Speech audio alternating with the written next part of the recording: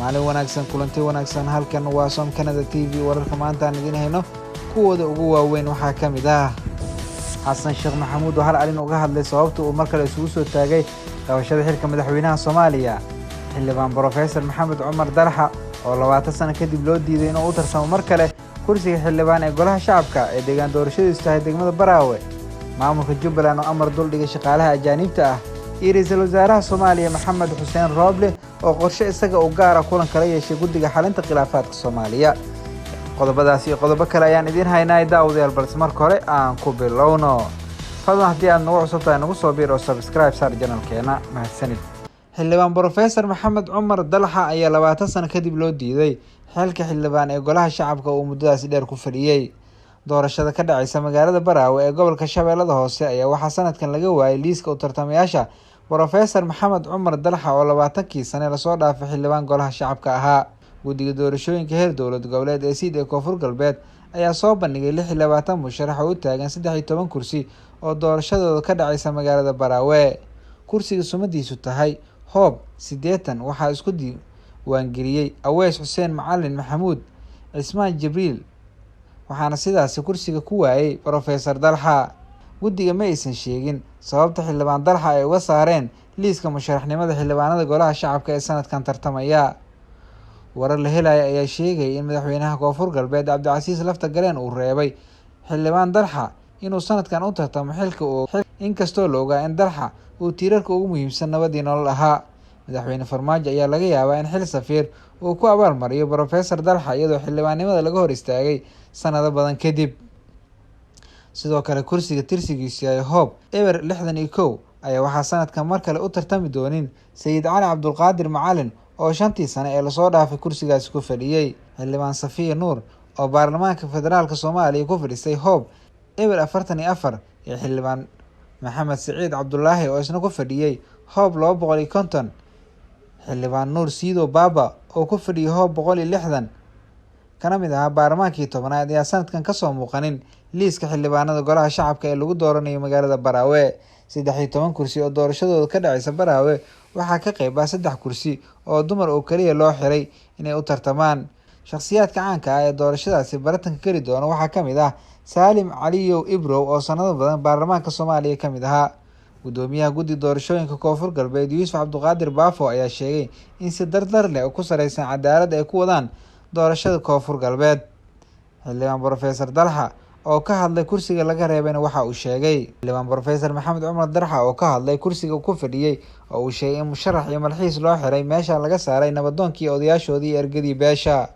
shantii inay soo xulaan ergada ahayd wax ka duwan ayaa ku aragnay suldaankii iyo nabadoonkii wixii ay gudbiyeen dad ka duwan ayaa lagu soo saaray taasi oo calaamad u ahayd in kursiga la doonayo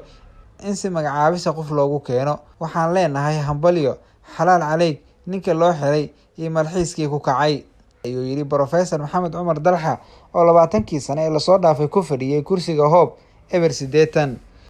wuxuu sheegay inuusan ka xumeyn in qofkii awoodda lahaa oo qof kala jeclaado kursiga laakiin baarlamaanka soo socda ayuu sheegay inuu la imaan doono shaqnigiisa sida uu yiri xildhibaanka xildhibaan Dalxa ayaa isku sameysay inuu doonayo niyad sami in dowladnimada la sii wado oo dalkan hore uu socdo Xasan Sheekh Maxamuud oo shaaciyay sababta keentay inuu mar kale isku soo taago xilka madaxweynaha Soomaaliya Xasan Sheekh Maxamuud madaxweynaha Soomaaliya ayaa mar kale sheegay inuu u taagan yahay qabashada xilka madaxweynaha Soomaaliya waxa uu sheegay in meesha uu shalay gaarsiiyay uu doonayo inuu ka sii wado waxa uu sheegay dowladii ka dambeysay ee uu hogaamiyay madaxweynaha muddaxileedkiisu hadda dhamaaday Maxamed Cabdullaahi Farmaajo uu ka gaabiyay waxyaabo badan oo u baahnaa in hore loo sii wado markii aan arkay meesha aan ka tagay iyo sida ay taagan tahay waa qabaa in mar kale aan dadka Soomaaliyeed aan weydiisto inaan qabto waxa ii muuqday shalay wax waa qabtay meel ayaan dowladnimada gaarsiiyay meesha in laga sii wado oo meel ka sii sareysa la gaarsiiyay ay u baahan tahay waxaan aaminsanahay meeshaas inaan gaarsiin karo ayuu yiri Xasan Sheekh Maxamuud qori iyo xoog ma wato dadka Soomaaliyeed ayay u taalaa aniga oo madaxweyne ah ayaa laguma dooranayo la yiri ayaa xilka si nadiif ah ku wareejiyay aniga oo madaxweyne ahayn hadii la yiraahdo laguma dooranayo inta ka bax intaan baxo ayaan leeyahay waa mahadsantihiin madaxweynihii hore Soomaaliya Xasan Sheekh Maxamuud ayaa dowladii ka dambeysay ku dhaleelay inaysan dowladnimada ka sii amba qaadin halkii uu uga tagay ayna ku mashquulsan tahay dana gaar ah iyo xifaaltan siyaasadeed waxa uu sheegay in doorashada madaxtinimada ee la filayay inay ka qabsoonto halbeeg u noqon doonto midii hore uu qabtay, kaasi oo madaxweyne farmaajo kaga guuleystay inuu kusoo baxo. ugu dambeyntii waxa uu bulshada Soomaaliyeed ugu baaqay inaysan ku kadsoomin marin habaabin uu sheegay inay wadaan kooxda farmaajo, isla markaana ay baraha bulshada ka wadaan dacaayado ay u jeedinayaan madaxdii hore. Jubbaland waxay amar dul dhigtay shaqaalaha ajaanibta ah.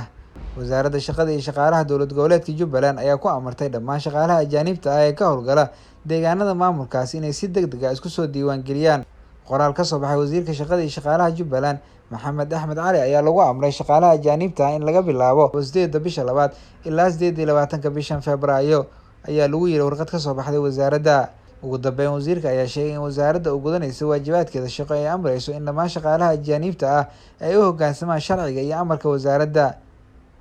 Shaqaale fara badan oo ajaanib ah ayaa ka shaqeeya deegaanada dowlad goboleedka Jubbaland, kuwaas oo maamulku u doonayo in la diiwaan geliyo si canshuur looga qaado.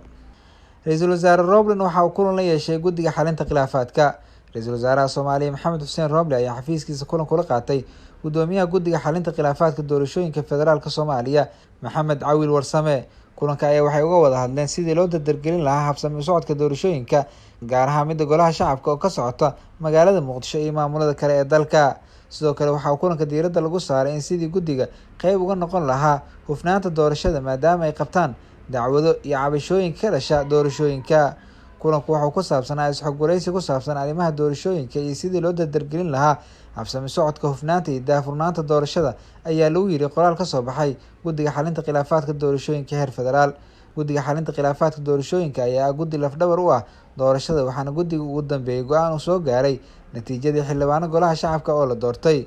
Guddiga dhowaan la doortay guddoon cusub, iyada oo Maxamed loo doortay guddoomiye, waxauna ka mid ahaa xubnihii Roble uu ku bedelay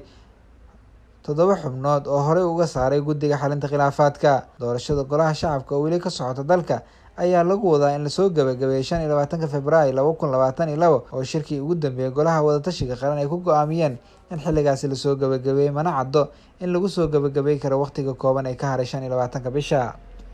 ugu dambeyntiina, shirkadaha isgaarsiinta Somaliland oo heshiis gaaray. Heshiiskan oo si wadajir ah u saxiixdeen shirkadaha isgaarsiinta ee kala ah Telesom, Somcable, Somtel iyo xukuumadda Somaliland ayaa lagu saxiixay magaalada Hargeysa. Heshiiskan ayaa shirkadaha waxay si wadajir ah uga maalgelin doonaan adeeg internet oo xawaarihiisu sareeyo oo wada gaari doona guud ahaan deegaanada Somaliland. Heshiiska waa kii ugu horreeyay oo noociisa oo ay si wadajir ah u wadaagaan dowladda iyo ganacsata ayaa la filayaa inuu waxweyn ka taro baahida internet ee ka jirta deegaanada Somaliland. Wasiirka Horumarinta Isgaarsiinta iyo Tiknoolajiyadda Somaliland Dr. Cabdiweli Sheekh Cabdiraxmaan Suufi Jibriil ayaa sheegay in marka heshiiskan dhaqan galo ay Somaliland rajeynayaan inay noqoto goobta geeska Afrika laga siiyo internetka dhulka hoostiisa mara ee loo yaqaano fiber optica. Warkiina waa naga intaas. Som Canada ayaad nagala socoteen. Warka xiga intaan ku kulmi doono, sidaas iyo nabadgelyo.